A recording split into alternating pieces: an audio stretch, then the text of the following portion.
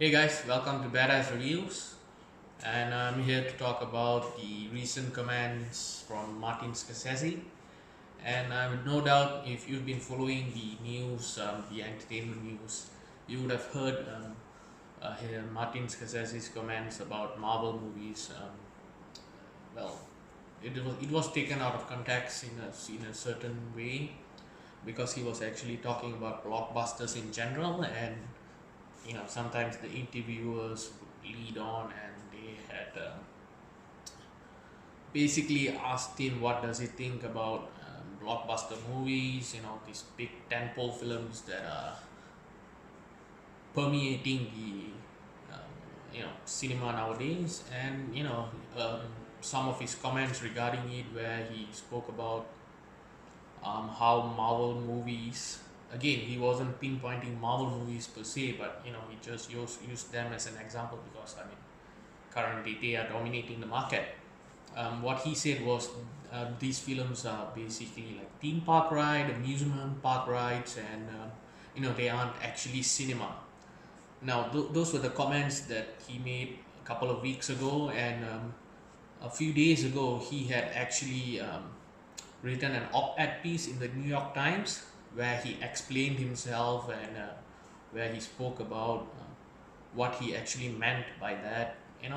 He was very eloquent. Martin Scorsese is a legend in international film, in American film.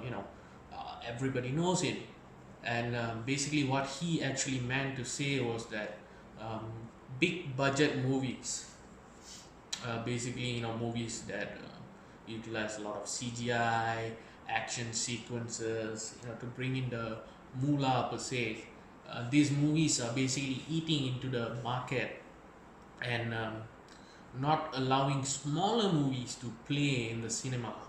And he has a point there, whereby even here in Malaysia, we have to wait for some months before we actually see a lower budget or indie or art house film in the cinema, because most of the time, um, most of the screens are dominated by films that are expected to bring in the audience. And at the end of the day, it is a business. So the cinemas that bring in the movies, they want to make money, and movies that make money are movies that entertain people. There's this term, the lowest common denominator. I disagree with it, because personally speaking, I love all kind of films. Sometimes I want to be entertained. I go into a movie, I just want to see explosions here, explosions there, maybe some story here and there. And also at times I like to see a movie that makes me think, which is very cerebral, a thinking man's movie or sort. um, and I feel that both of these kind of films should be made at all times. And what he says is that the latter, the indie, the art house movies, those movies aren't being given an equal opportunity, because most studios don't want to make them, as they don't make money. And he does have a point there.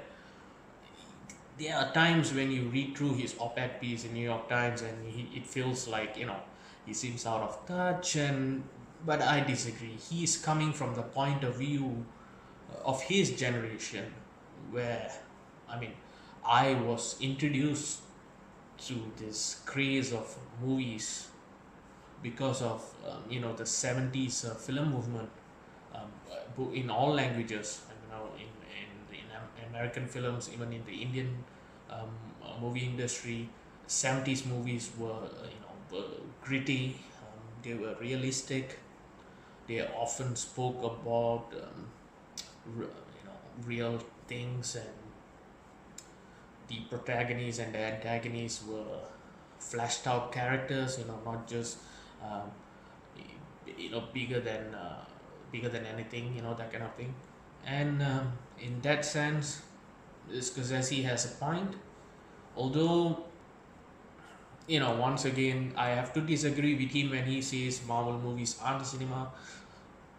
I feel movies that are made in such a way, they are cinema. Yes, they are cinema. They are movies. Yeah, uh, the term might be different, but at the end of the day, people still want to watch it.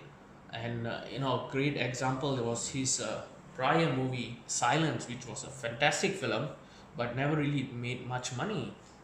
And his current project, The Irishman, is being released over Netflix and maybe selected theaters. I don't think it's being released here in Malaysia, but overseas, yeah, it's being released in certain cinemas. So he's coming from his point of view. I really don't like to see that, what's happening in Twitter, kind of mocking him as an old man and somebody who's out of touch. No, I mean, he deserves some respect. He was asked a question by the interviewer in the initial interview. He gave his opinions. He had to, kind of step back a bit once the furor over the internet, and had to re-explain himself in the op-ed piece in New York Times. Unlike Coppola, that's a different story because Coppola just came out and said it. Nobody asked him anything. So in my opinion, Scorsese has a point, Coppola maybe not so much. So what do you guys think about this Martin Scorsese issue? Sound out in the comments, and if you like what you see, do subscribe to my YouTube page, Badass Reviews. I have a Facebook page as well. And thank you for watching. This has been a presentation of Badass Reviews. Keep calm and rock on.